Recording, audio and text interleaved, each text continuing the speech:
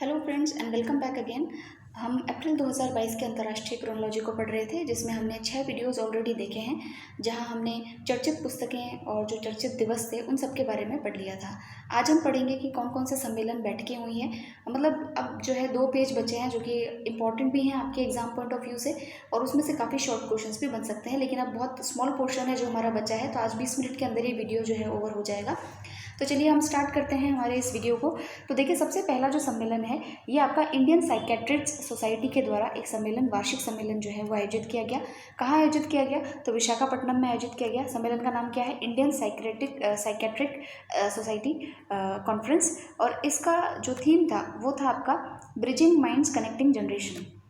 इसमें इन्होंने क्या क्या चीज़ों पर जो है फोकस किया है। इसका एजेंडा क्या था कि समाज में जो नशीली दवाएं हैं, शराब का दुरुपयोग है, छात्रों के बीच तनाव, आत्महत्या, अवसाद, बुढ़ापे की समस्या, मनोभ्रंश की बढ़ती घटनाएं, इन सब के ऊपर जो है चर्चाएं जो है इस सम्मेलन के अंदर की गई।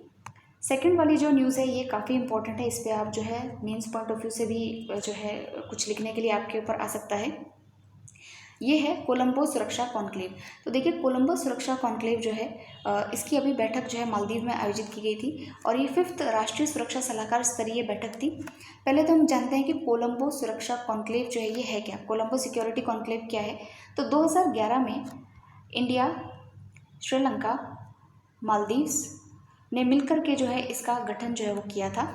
किस लिए किया? कि हिंद महासागर जो है यानी इंडियन ओशन जो है उसके अंदर जो भी समुद्र के द्वारा अंतर्राष्ट्रीय व्यापार होता है, जो भी समुद्र के द्वारा में जो सुरक्षा संबंधी जो मुद्दे हैं, जैसे कि मानव तस्करी है, समुद्र की सुरक्षा है, आतंकवाद से मुकाबला है, साइबर सुरक्षा है, इन सब से निपटने के लिए ये एक कॉन्क्लेव 2011 में इन 3 देशों के द्वारा बनाया गया था, जिसकी अभी जो है ये 5वीं जो है सुरक्षा बैठक जो है वो की गई। इस बैठक में भारत, श्रीलंका, मालदीव और चौथे नए सदस्य के रूप में मॉरिशस ने भाग लिया है। वहीं बांग्लादेश और सेशल्स जो है वो इसमें ऑब्जर्वर स्टेटस प्राप्त करने वाले देश हैं। तो ये काफ़ी इंपॉर्टेंट है, इसको आप नोट डाउन कर लीजिएगा कि इसके सदस्य तो 3 हैं, चौथा नया सदस्य बनाया गया है मॉरिशस को, और बांग्लादेश और सेशल्स जो है वो इसके ऑब्जर्वर स्टेट्स के अंदर शामिल हैं। जो मैंने अभी आपको बातें बताई कोलंबो कॉन्क्लेव के बारे में, वो यहाँ पर एज इट इज़ लिखी हुई हैं, तो आप इनको पढ़ सकते हैं। फिर देखिए और क्या क्या इंपॉर्टेंट चीज़ें जो है वो हुई है। फिर देखिए 36वां अंतर्राष्ट्रीय भूवैज्ञानिक कॉन्फ्रेंस उसको आयोजित किया गया है, कांग्रेस जो है आयोजित किया गया है। इंटरनेशनल भूवैज्ञानिक जो है कांग्रेस आयोजित किया गया है, वर्चुअली आयोजित किया गया। इसका आयोजन जो है भारत सरकार के खान मंत्रालय, पृथ्वी विज्ञान मंत्रालय, भारतीय राष्ट्रीय विज्ञान अकादमी के द्वारा भारत के जो पड़ोसी देश हैं बांग्लादेश, नेपाल, श्रीलंका, इनके सहयोग से किया गया है। भारत ने 58 वर्षों के बाद बांग्लादेश, नेपाल और श्रीलंका के साथ समर्थन में इस कांग्रेस की जो है वो मेज़बानी की है। तो काफ़ी इंपॉर्टेंट था, और इसमें जो है अगले दशक के लिए भूवैज्ञानिक जो चुनौतियाँ और समाज है उसके बारे में बातचीत की गई थी। फिर देखिए कुछ योजनाओं के बारे में पढ़ लेते हैं, जो कि अगर आपका कोई रिसेंट एग्जाम है तो वहाँ पे इन योजनाओं के बारे में पूछ लेंगे। तो योजना है डोनेटिव पेंशन कार्यक्रम। डोनेटिव पेंशन कार्यक्रम ये है कि भाई अगर आपके जैसे कि कोई भी व्यक्ति अगर आपके यहाँ पर सर्वेंट काम कर रहा है तो आप उसकी पेंशन में जो प्रीमियम होता है उसके अंदर दान जो है वो कर सकते हैं। तो इसमें देखिए केंद्रीय श्रम और रोजगार मंत्री भूपेंद्र यादव ने सहायक कर्मचारियों के लिए ये योजना बनाने के लिए, पेंशन फंड में योगदान करने की प्रक्रिया को आसान बनाने के लिए इस डोनेटिव पेंशन प्रोग्राम की शुरुआत की थी, और उन्होंने अपने जो घर के माली हैं उनको जो है इसमें दान दे करके शुरुआत की है। तो इसमें जैसे इस पहल के तहत जैसे नागरिक अपने तत्काल सहायक कर्मचारी जैसे घरेलू कामगार, ड्राइवर, सहायकों, इनके पेंशन फंड में प्रीमियम की राशि जो है वो दान कर सकता है, दान करके योगदान कर सकता है। तो इंपॉर्टेंट योजना है, ध्यान रखिएगा, डोनेटिव पेंशन प्रोग्राम। फिर देखिए स्त्री मनोरक्षा परियोजना। तो ये जो है संपूर्ण भारत में महिलाओं के मानसिक स्वास्थ्य में सुधार के उद्देश्य से महिला और बाल विकास मंत्रालय के द्वारा निम्नहंस बेंगलुरु के सहयोग से जो है इसकी शुरुआत की गई है, और यह परियोजना देश भर में 6000 वन स्टॉप सेंटर्स के पदाधिकारियों की क्षमता निर्माण पर जो है वो ध्यान केंद्रित करेगी। तो जो महिलाएं हैं जो प्रताड़ित हैं या हिंसा या संकट का सामना करिए, संवेदनशील जो वातावरण से आई हैं, तो उनके लिए जो ये संस्था कार्य करेगी और ये योजना कार्य करेगी। तो ये स्त्री मनोरक्षा कार्यक्रम था। फिर देखिए कौशल्या मातृत्व योजना, ये भी महिलाओं के लिए है, लेकिन ये छत्तीसगढ़ सरकार के द्वारा स्टार्ट किया गया है कि ऐसी महिलाएं जिनके जो है फर्स्ट जो है लड़की का इनका जन्म होता है। देखिए इसमें क्या है, इस योजना के तहत द्वितीय पुत्री के जन्म पर महिलाओं को 5000 की सहायता राशि दी जाएगी। इस योजना से बच्चियों के पालन पोषण में जो है वो मदद मिलेगी। तो महिला दिवस पे ये योजना छत्तीसगढ़ सरकार के द्वारा स्टार्ट की गई। तो देखिए, राज्य स्तरीय महिला सम्मेलन में सुरक्षित मातृत्व के लिए 5 हितग्राहियों को 5-5 हज़ार का चेक प्रदान करके इसकी शुरुआत की थी। ये छोड़िए, बस ये ध्यान रखिएगा कि ये जो है कौशल्य मातृत्व योजना जो है छत्तीसगढ़ की है, इतना ध्यान रखना है। फिर समर्थ पहल, तो देखिए केंद्रीय सूक्ष्म लघु एवं मध्यम उद्योग मंत्री नारायण राणे ने इसकी अंतर्राष्ट्रीय महिला दिवस पर जो है इस समर्थ कार्यक्रम को स्टार्ट किया है। इसमें ये क्या करेंगे कि इसका उद्देश्य है कि जो महिलाओं को स्वरोजगार के अवसर प्रदान करने के लिए आत्मनिर्भर और स्वतंत्र होने का अवसर जो है वो इसके द्वारा प्रदान किया जाएगा। इसके अंतर्गत जो इच्छुक और मौजूदा महिला उद्यमियों को लाभ प्राप्त होंगे। और इसमें जो है आप देखिए कि महिला की कौशल विकास योजना के अंतर्गत आयोजित मुफ्त कौशल विकास कार्यक्रमों में 20% सीटें महिलाओं के लिए आवंटित की जाएगी।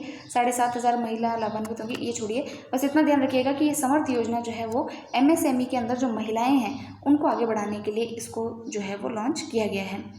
फिर देखिए, पुणे के अंदर जो है मेट्रो रेल जो है उसकी परियोजना रखी गई है।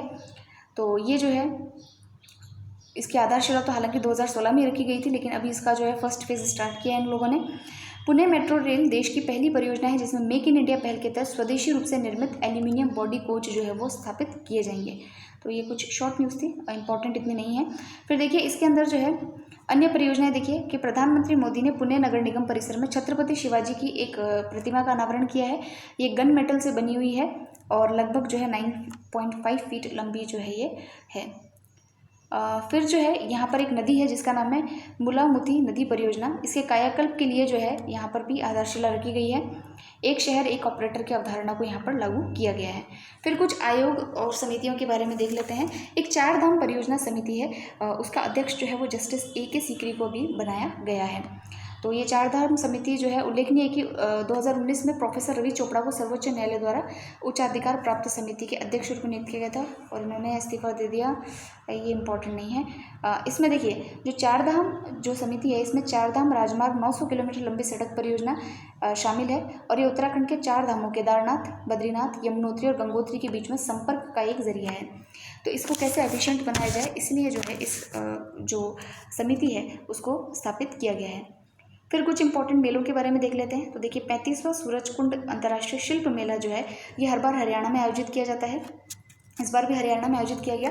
इसमें हस्तशिल्पों की प्रदर्शनी की जाती है और एक स्टेट को लेकर के प्रदर्शनी की जाती है। तो इस बार कौन सा स्टेट चूज़ किया इन्होंने, तो जम्मू कश्मीर को इन्होंने चूज़ किया है और यहाँ पर भागीदार राष्ट्र के रूप में इस बार उज़्बेकिस्तान ने जो है वो पार्टिसिपेशन किया है। तो ये इंपॉर्टेंट हो गया और ये मेला 1987 से जो है लगातार आयोजित किया जा रहा है और 2013 में एक अंतर्राष्ट्रीय स्तर पर इसको जो है वो अपग्रेड किया गया है।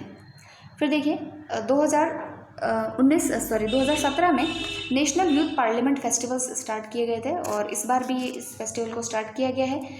इसको जो है केंद्रीय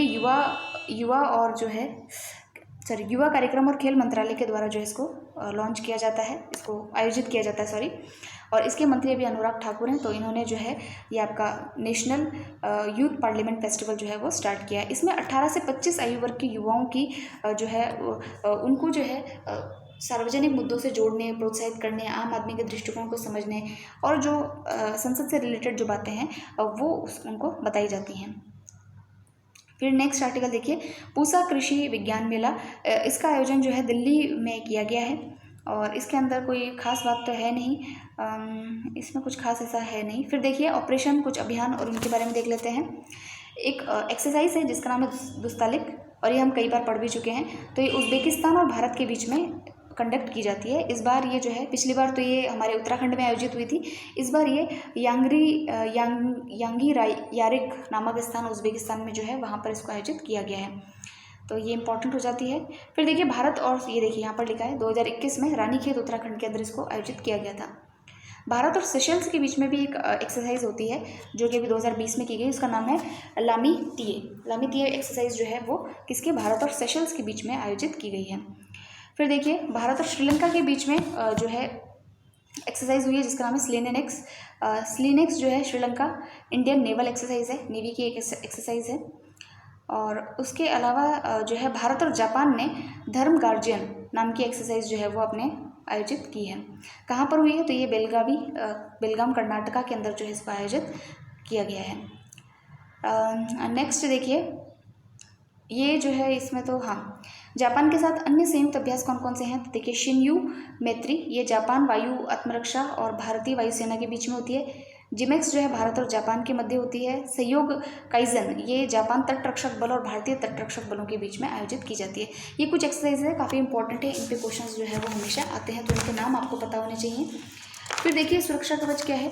तो सुरक्षा कवच जो है ये एक संयुक्त अभ्यास है भारतीय सेना के अग्निबाज डिवीज़न और महाराष्ट्र पुलिस के मध्य जो है इसको आयोजित किया गया था और पुणे के अंदर इसको आयोजित किया गया है। इसका उद्देश्य है किसी भी आतंकवादी हमले का मुकाबला करने के लिए पुलिस और सेना द्वारा की गई प्रतिक्रिया और अभ्यासों के बीच में समन्वय या कोऑर्डिनेशन को स्थापित करना। देखिए कोई भी एक्सरसाइज होती है उसका यही मतलब होता है कि हम कैसे समन्वय स्थापित कर पाएँ, कि ऐसा नहीं है कि हम यहाँ से फ़ोन कर रहे हैं, एम्बुलेंस वाला जो है कहीं और ही बिजी है और उसको पता ही नहीं है कि यहाँ पर इमरजेंसी में उसकी ज़रूरत है।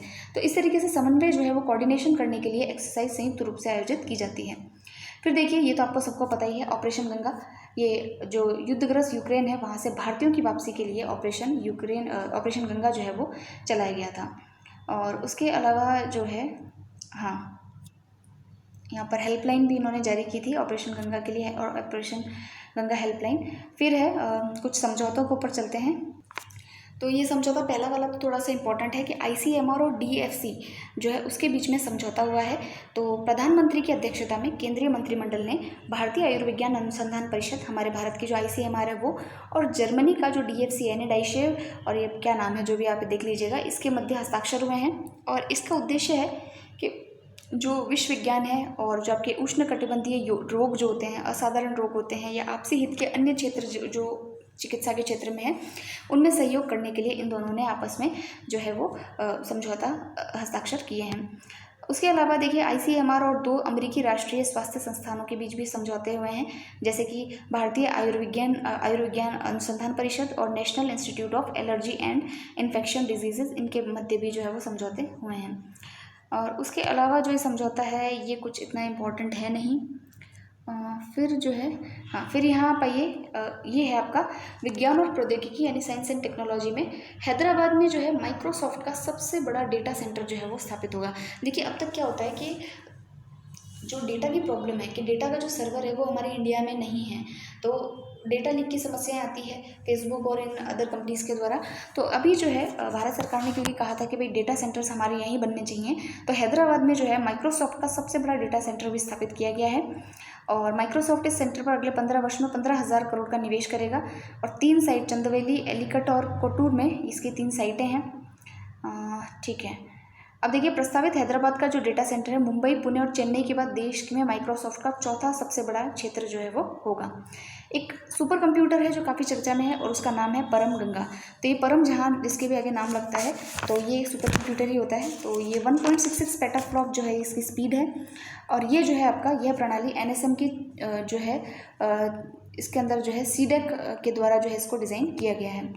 तो अगर हम यहाँ देखें इसको, कहाँ गया, तो CDEC के द्वारा जो इसको डिज़ाइन किया गया है। राष्ट्रीय नेशनल जो सुपर कंप्यूटिंग मिशन है NSM यानी नेशनल सुपर कंप्यूटिंग मिशन जो है उसमें कहा गया है कि जो है